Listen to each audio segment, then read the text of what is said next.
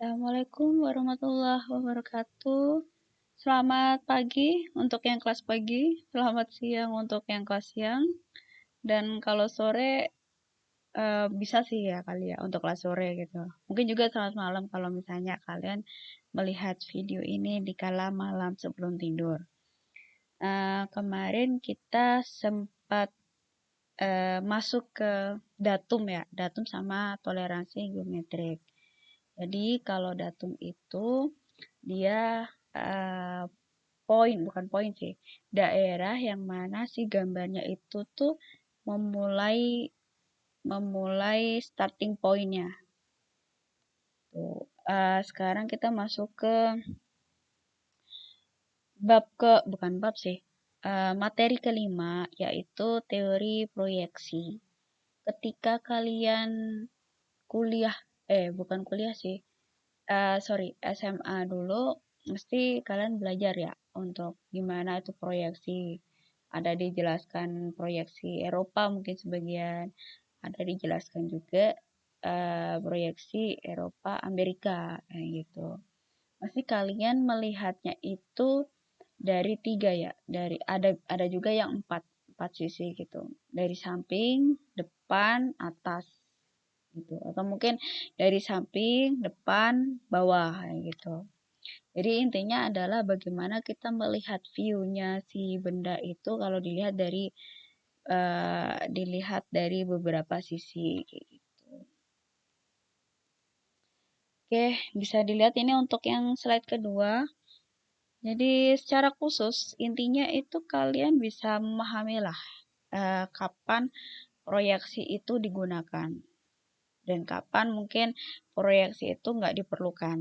Mungkin ya, kan tapi biasanya penting sih kalau untuk gambar teknik kayak gitu. Kemudian ini overview dari metode proyeksi, dan ini intinya ini kan udah banyak nih ya kan, ini aja ada banyakan turunan ke bawah ya. Kalau ini lebih ringkas, dia diambil atasnya ini. Nah, seperti ini. Nah, ada yang namanya perspective or central projection. Intinya itu, sebentar. Baik, kalau intinya itu kalau yang perspektif atau sentral proyeksi itu kita melihat dari bagaimana mata kita melihat. Bisa dari sisi depan, bisa dilihat dari sisi samping, bisa juga dilihat dari sisi bawah. Beda kalau paralel. Nah, kalau paralel itu tuh lebih ke dia lebih sistematis gitu. Dia sudah dihitung juga sudutnya berapa, terus kelengkungannya berapa gitu. Nah, tapi kalau yang perspektif, kita bisa melihat itu dari berbagai sisi, tapi kita nggak tahu ukurannya itu berapa. Sedangkan paralel, dia itu lebih ke ukuran benda gitu. Oh ya, untuk yang materi proyeksi bisa dilihat di halaman 489 ini. Chapter 10, Multi-View Drawing. Nah, 489 ya. Oke, kita lanjut. Nah, ini yang proyeksi perspektif. Nah, di sini kan ada seperti yang saya bilang tadi. Jadi ini bisa dilihat dari segi depan, ini dari segi samping, dan ini eh, lebih turun gitu. Dia lebih turun bisa dilihat tiga. Kalau ini kan dia cuman samping kiri sama samping kanan. Kalau yang ini dia lebih badan sih, letak posisi bendanya itu bisa lebih atas gitu view-nya, bisa lebih ke bawah. Jadi tergantung gitu. Jadi dia bisa sampai tiga view. Kalau di sini kan contohnya ini kan dia dilihat dari sebelah kiri, kanan, dan atas. Nah, kalau yang ini kita melihat dari segi depan gitu. Kalau yang ini dia nggak kelihatan sudutnya berapa. Kalau ini kan emang dia bergelombang kan, dia cenderung bergelombang. Jadi kalau dilihat dari segi depan hasilnya seperti ini. Nah, ini yang metode yang paralel. seperti ini. Dan dilihat. Ini yang multi view proyeksi. Nah, di sini ada 3. Yang kalian belajar waktu SMA itu kan, kalian belajar ini bagian depan, ini bagian samping, dan ini bagian atas. Nah, seperti ini. Kalau digambar tuh seperti ini. Nah, kalau yang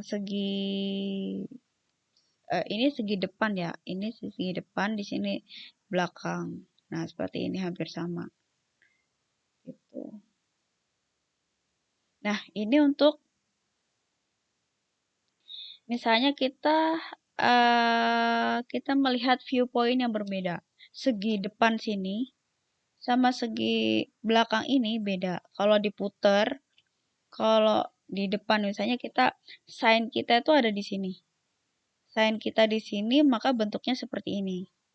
Nah, kalau sign kita agak miring gitu. Jadi jadi dia lebih belok gitu. Untuk hasilnya seperti ini.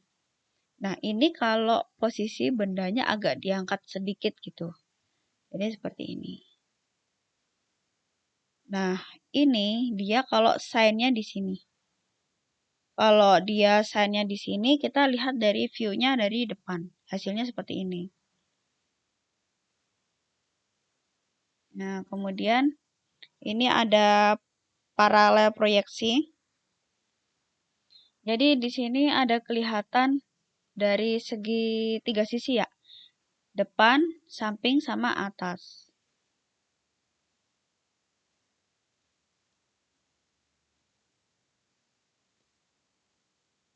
Kalau di sini dia isometrik, dia tuh lebih ke square ya. Dia lebih square. Kalau yang ini oblik itu dia lebih ke panjang. Dia lebih panjang. Kalau ini dia square. Antara lebar sama sini, kalau dilihat kita putar dari belakang gitu, dia cenderung kotak. Beda kalau yang oblik ini. Dia lebih ke persegi panjang gitu. Nah, ini untuk ortografi proyeksi. Seperti ini, sign-nya itu dilihat dari sisi sini. Nah, kalau dilihat dari sisi sini, lainnya seperti ini. Ini ada kemiringan ya kan? Ini ada kemiringan, jadi dilihatnya ini berupa garis solid. Sorry. Ini berupa garis solid. Nah, ini juga di sini ada kemiringan gitu. Nah, dia kalau dilihat dari sign yang sebelah samping sini, dia bentuknya seperti L. Nah, beda lagi kalau sign-nya dia di sebelah sini. Dia lebih ke trapesium. Gitu. Kalau ini kan udah solid nih. Ada solid kan. Beda lagi kalau sign-nya di sebelah sini. Nah, gitu. Mungkin dia ada garis putus-putus karena dia posisinya di belakang gitu. Dia posisinya membelakangi cahaya gitu. Nah, untuk seperti ini.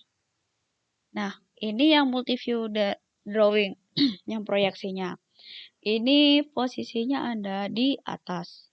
Sedangkan ini di samping, ini hasilnya ini ya. Ini samping. Sedangkan yang ini sisi kanan. Ini. Nah, di sini kenapa putus-putus? Nah, ini menandakan putus-putus, dia menandakan bahwa ada lubang. Gitu. Maka ketika di sini ada invisible thing gitu ya. Invisible thing itu dia ditulisnya di gambarnya seperti ini. Nah, ini untuk yang tampilan 6. Ada 6, ada atas, ada samping kiri, ini samping kanan, ini depan, ini belakang, sedangkan di sini adalah bottom. Bottom itu bawah. Nah, kalau misalnya kita punya kubus gitu. Kita punya kubus, bendanya di samping ini. Nah, kita kalau dibuka kubusnya seperti ini. Dan di sini ada garis-garisnya. Nih, ada garis solid, ada garis putus-putus. Nah, ini untuk yang 3 bentuk. 3 bentuk seperti ini tampak atas, ini samping kiri, ini kira-kira samping depan ini depan. Atau kalau nggak seperti ini.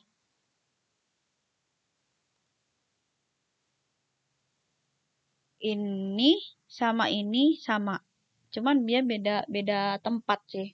Ini ya, view-nya gitu. Nah, ini bentar. Ada dalam sebuah proyeksi itu ada beberapa standar, ada 2 standar. Yang pertama itu adalah di sini ada US standar, proyeksi Amerika ya. Nah, kalau yang ini dia lebih ke ISO standar itu dia Eropa. Dia cenderung Eropa gitu. Nah, mungkin kalian bisa cari perbedaannya apa antara US standar sama ISO standar gitu ya. Oke, gitu dulu untuk yang video pertama. Terima kasih untuk yang sudah menonton. Saya skip ya seperti videonya Pak Wildan kemarin. Oke, terima kasih. Wassalamualaikum warahmatullahi wabarakatuh.